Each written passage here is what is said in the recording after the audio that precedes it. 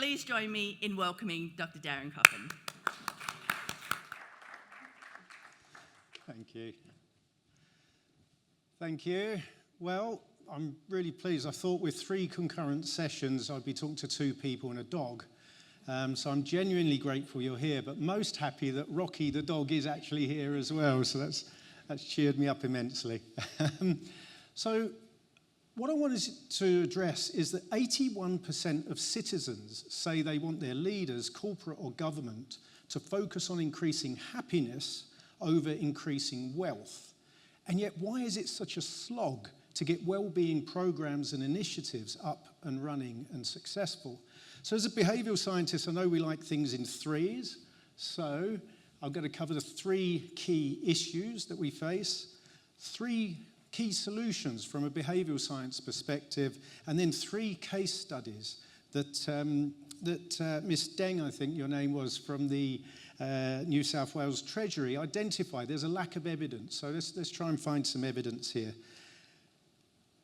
There remains a fluffy perception of well-being if you're trying to sell or instill the idea in corporations, businesses, and government. We can't help it. This is the first page Google image search for well-being, and it's all primary colours, flowers, and cupped hands. If you do the same Google image search for government policy and corporate policy, it's a very different image. And it's worse with men. We're still battling an image and a terminology issue if we want to get well-being adopted. I'll give you an example. About 10 years ago, I first started that program that contributed to my PhD, which was a well-being program for unemployed citizens.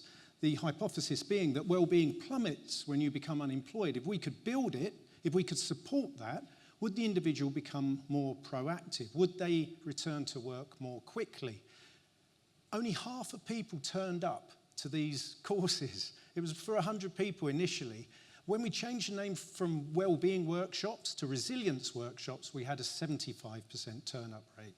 And that's the sort of thing we're dealing with. It's terminology and language, but it is getting better. But there's a second key issue, and that's confusion. Confusion on how to measure well-being. And I think it's been the most used word is measurement other than well-being so far in these sessions. So one of the things that drives well-being, makes us happy for many of us, is food. You know, we all have a different favourite food that we love to eat. You know, now you were silly enough just then, you made eye contact. What's your favourite food that makes you happy? Burgers, yeah, disgusting, make me want to vomit.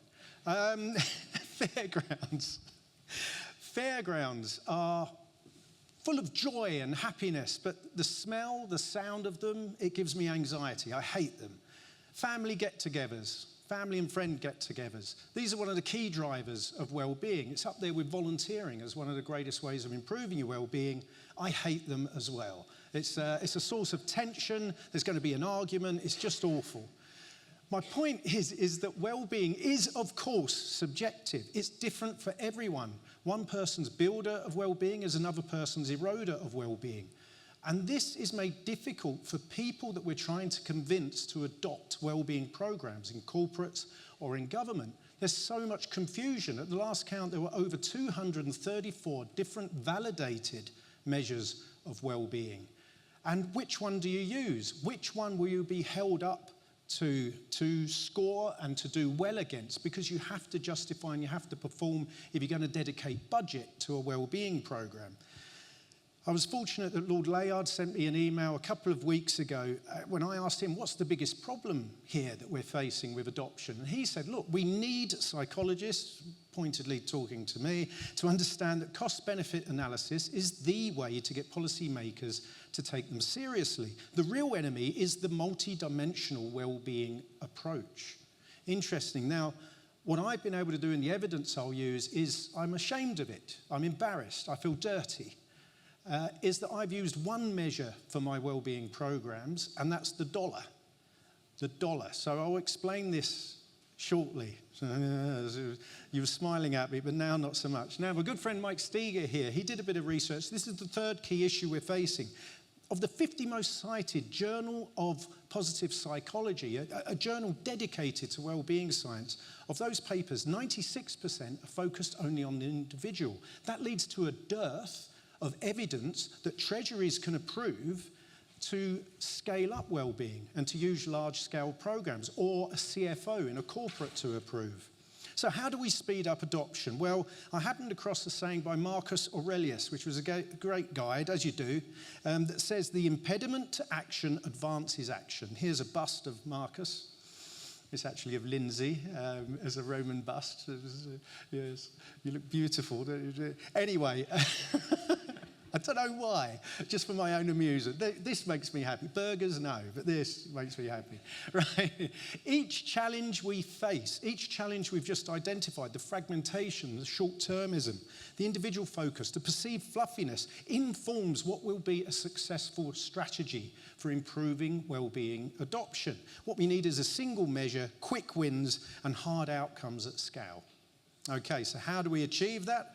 Well, my pure behavioural economics approach tells me to look at what's worked elsewhere. And one of the greatest sectors that we can look at for successes and failures is climate action. What has driven adoption of climate action? And there are 3 key human behavioural levers that it's used that have been successful. Fear. Fear is the greatest driver of human action, but only as long as you feel you have the tools to address what's making you afraid. Otherwise, you freeze. You don't move. There's also fear of missing out. And this is very popular with people in departments. It's very popular with people in corporations. And it leads us to the second key driver is social norms. Social drivers really mobilize action. And if we can harness these, what are other countries doing? Will I as a minister, will I as a CFO look good by implementing this wellbeing program, or will I be embarrassed by it? They're 2 sides of exactly the same coin, and that's what drives adoption. And then the third one, the least used and least justified, the one that makes me feel dirty, is fiscal drivers. If we can show dollar benefits, quick wins, and measurable targets for our wellbeing programs, that's what will drive their adoption at scale. So, here are the 3 pieces of evidence.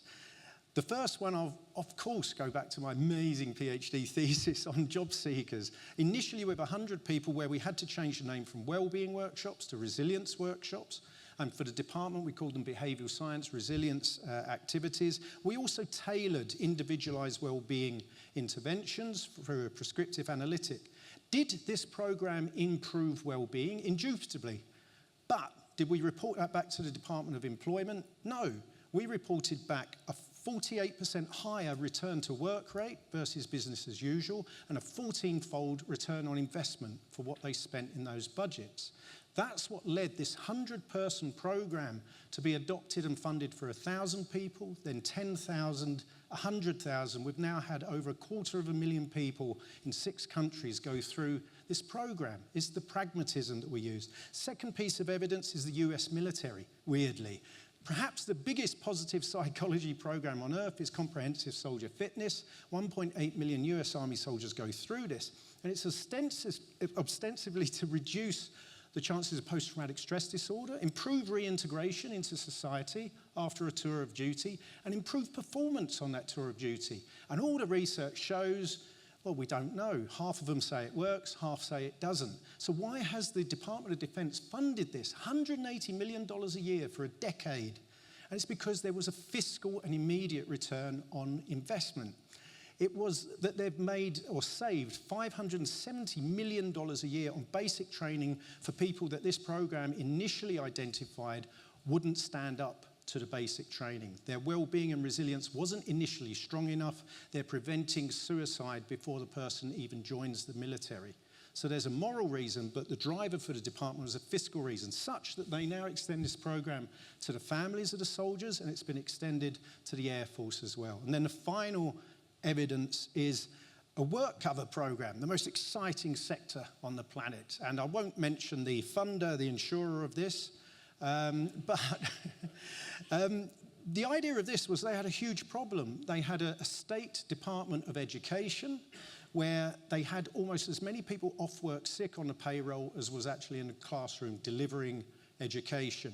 We conducted 500 staff interviews across the state on the eroders and builders of wellbeing, and also used the data from the 106,000 staff that they had to try and work out why, when people go off work sick, they stay off for a long time, and what can we do about it. Now, we don't have time to go into the things that we found, but these were the 4 key drivers of why people stay at work, why people are healthier, why they come back quickly after injury, generally psychological at work.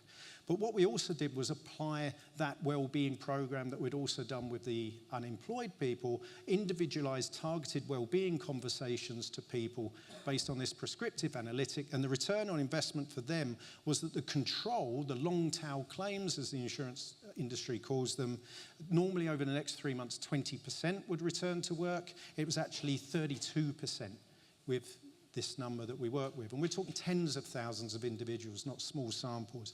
A 60% increase. So look, my final point to this is that not using the dollar as a key measure lacks pragmatism. As in the initial keynote yesterday, we don't mind well-being washing because it's actually a step in the right direction. People are having to adopt it. And I think the final thing for me to say, and I wrote it down just so I could remember exactly what to say, is that we often feel we've got a massive uphill task trying to drive well-being as a societal priority, a societal right.